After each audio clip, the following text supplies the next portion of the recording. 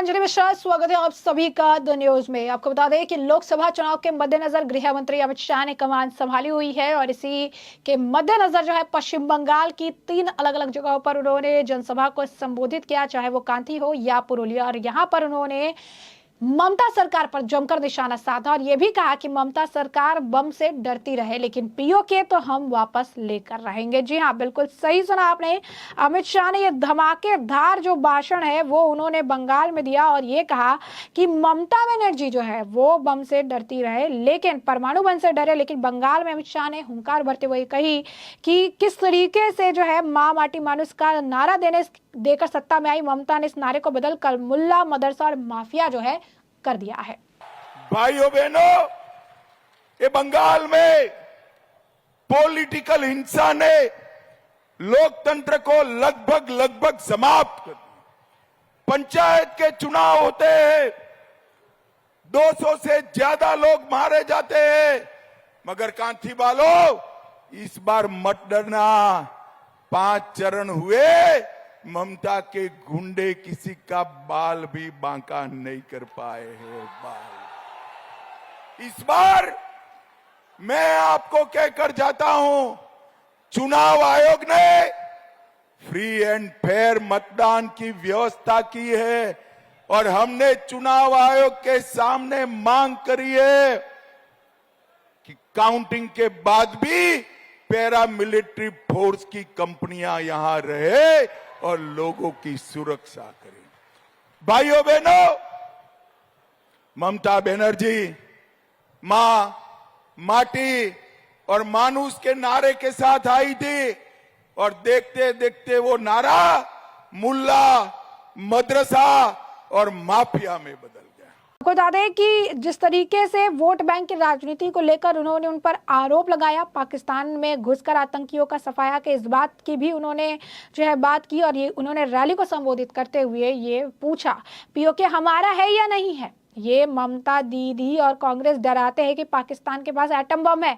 राहुल बाबा, हम atom bomb से डरने वालों में नहीं है, हम पीओके को लेकर रहेंगे। उन्होंने कहा कि बंगाल घुसपैठियों के लिए सुरक्षित ठिकाना बन गया है। घुसपैठ का मुद्दा न केवल बंगाल बल्कि पूरे देश के लिए गंभीर चिंता का विषय है। बंगाल में लगातार डेमोग्राफी जो है चेंज हो रही है। ममता दीदी अपनी वोट बैंक की राजनीति के लिए देश की सुरक्षा दांव पर लगा रही है।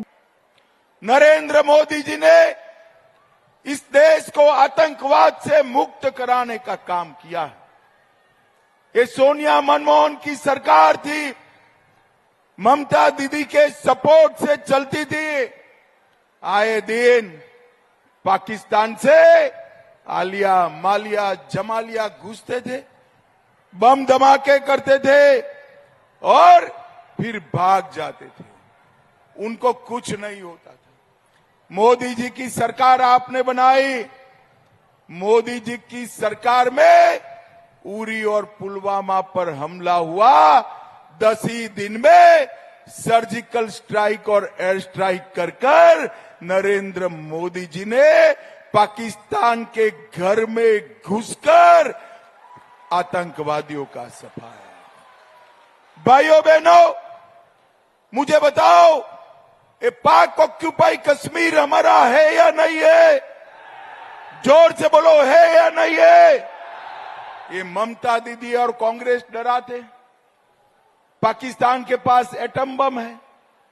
पाक ऑक्यूपाई कश्मीर की बात मत करिए। अरे राहुल बाबा, हम एटम बम से डरने वालों में से नहीं है।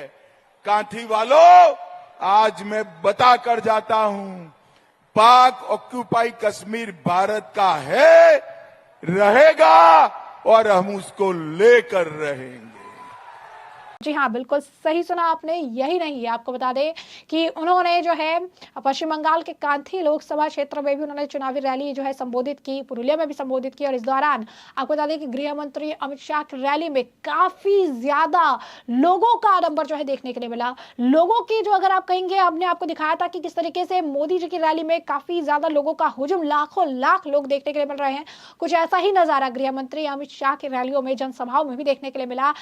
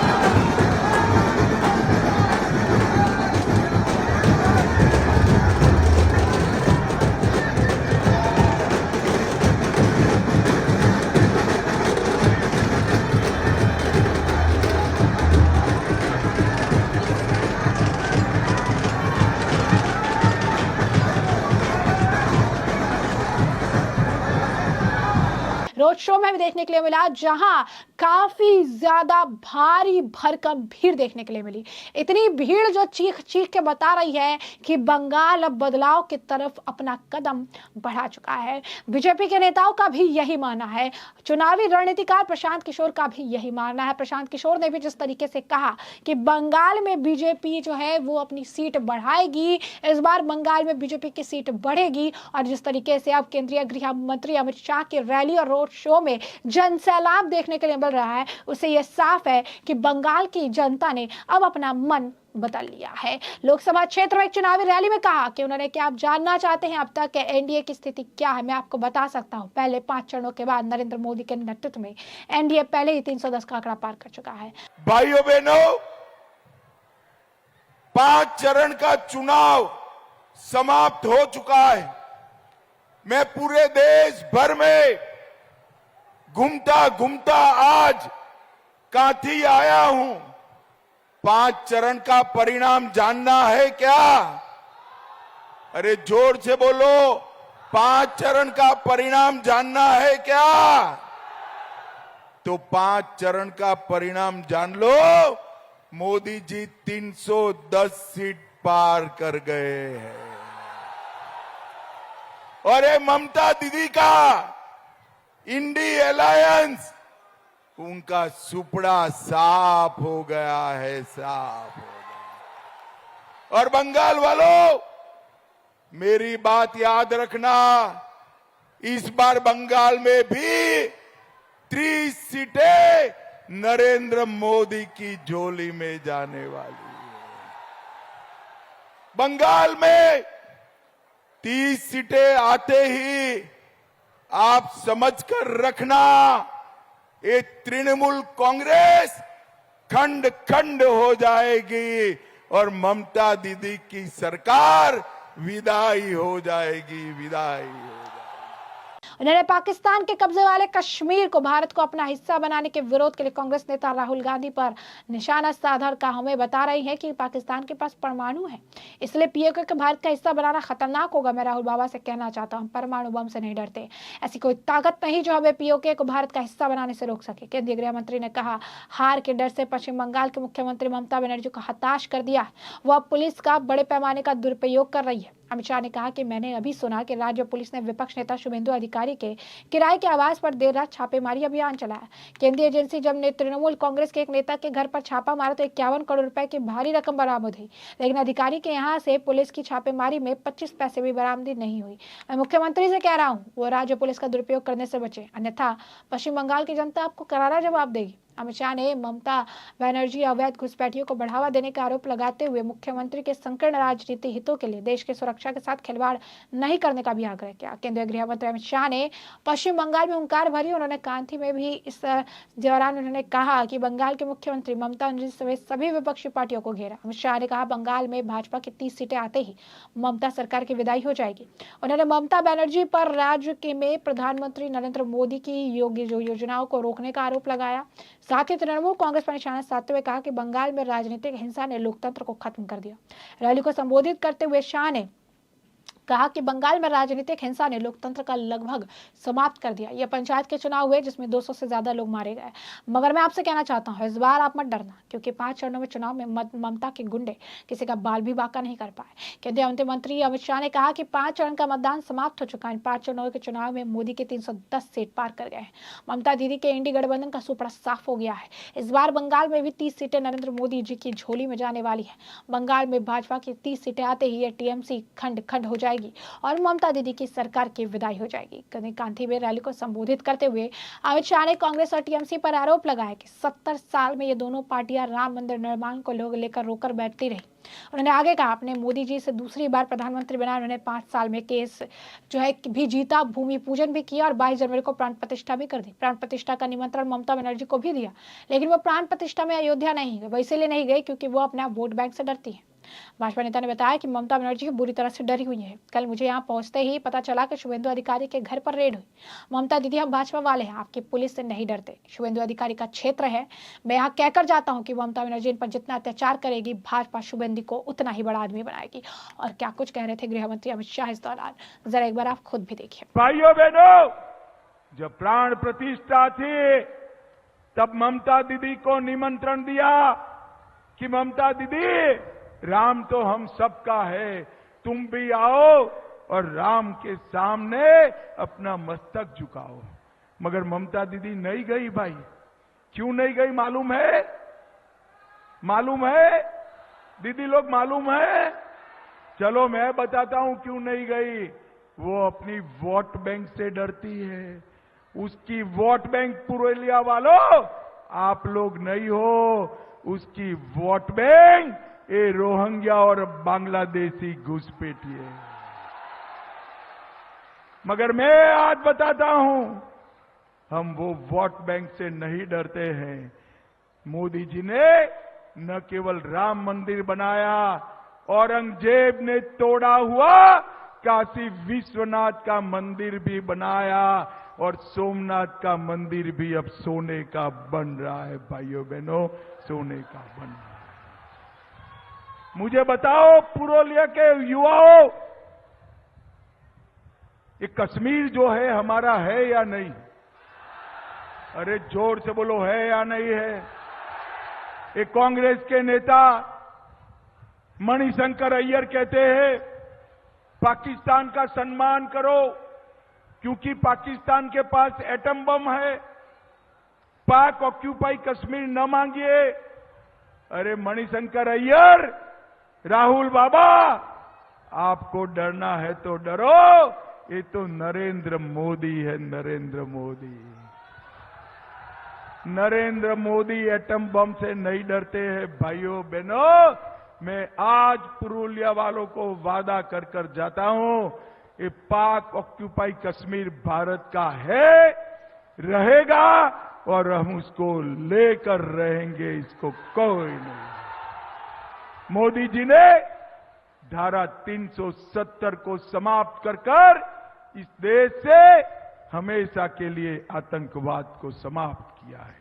भाइयों बहनों, मोदी जी ने 10 साल में करोड़ों गरीबों का कल्याण करने का काम किया है। 80 करोड़ लोगों को 5-5 किलो अनाज, चावल हर महीना देते हैं। आपके घर में जो चावल आता है ना, उस पर थैला ही ममता दीदी का है।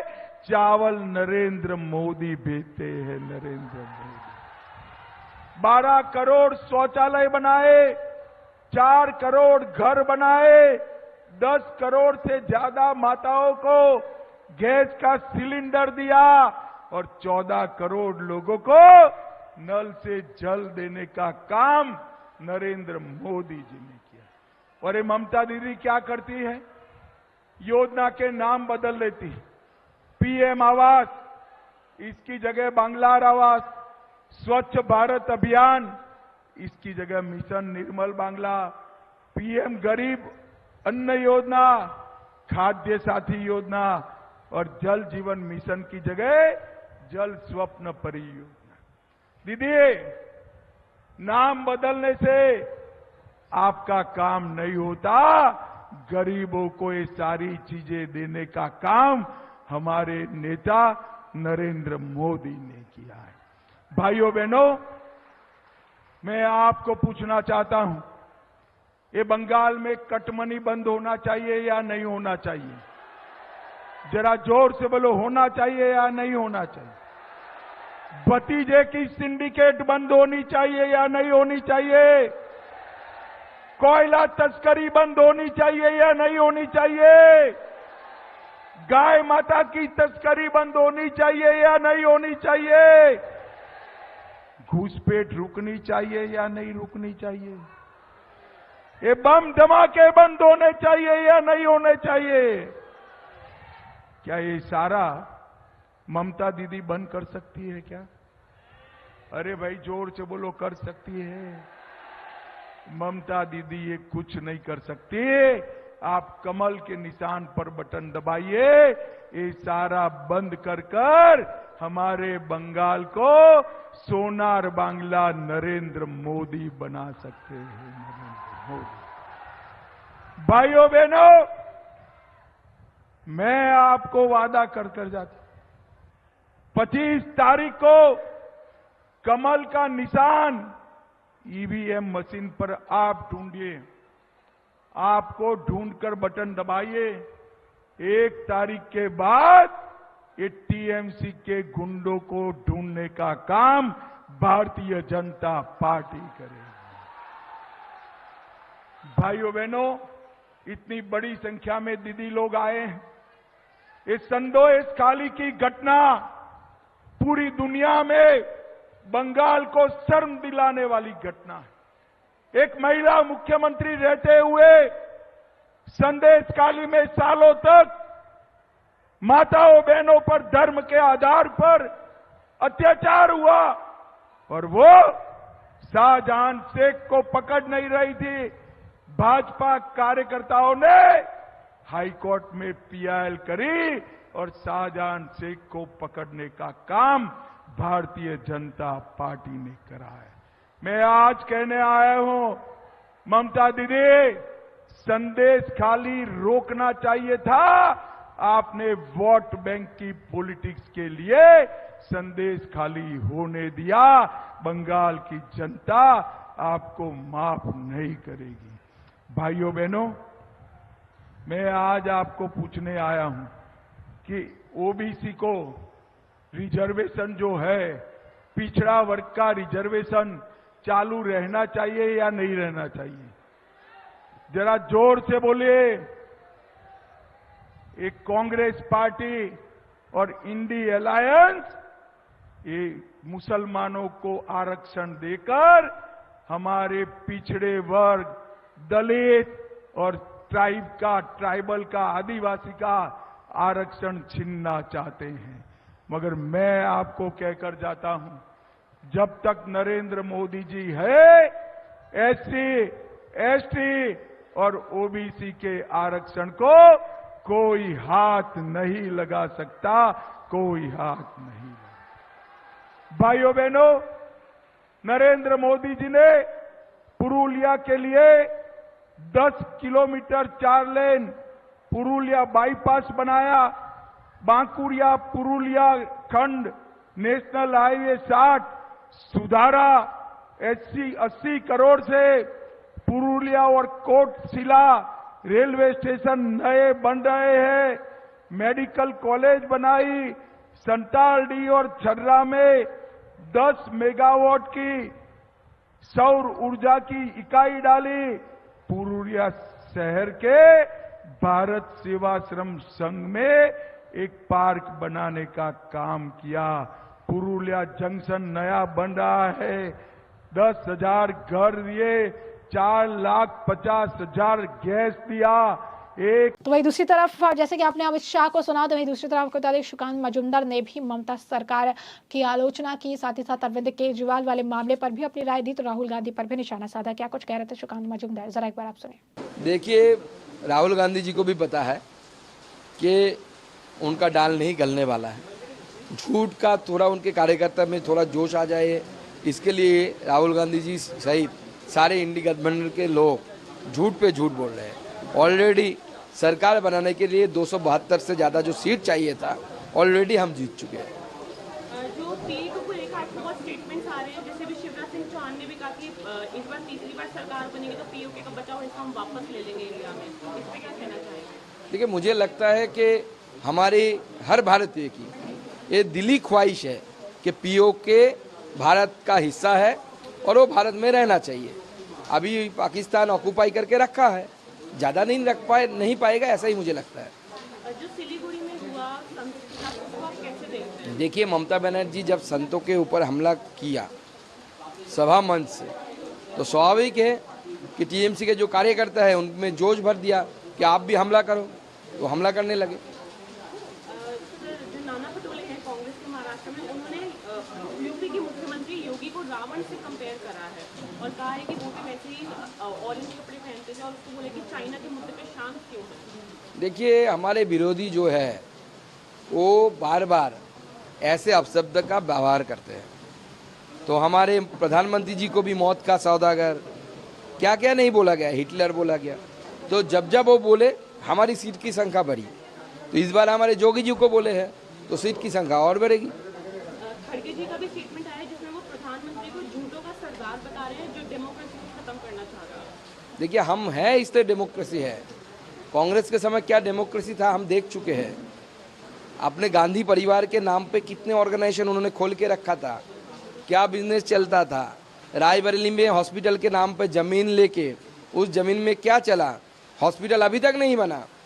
तो ऐसे घटनाएं हम देख चुके हैं। तो इनके मुझे लगता है जो लोग इस देश के ऊपर इमरजेंसी थोपे थे जिन लोगों ने, उनके मुंह से एटलीस्ट डेमोक्रेसी वर्ड अच्छा नहीं लगता, निकलना भी नहीं चाहिए। सर, दिल्ली में जो भी चल रहा है, दिल्ली के मुख्यमंत्री शांत है कि उनकी ही पार्टी के फीमेल लीडर के साथ जो असॉल्ट हुआ उस पर वो शांत है, इस पर कुछ कहना चाहेंगे? देखिए, तो दिल्ली के मुख्यमंत्री पकड़ लीजिए और आपके कोई दूसरे लीडरशिप पकड़ लीजिए, हमारे विरोधी जो है वो हिपोक्रेट्स है, हिपोक्रेसी के सरदार है एक।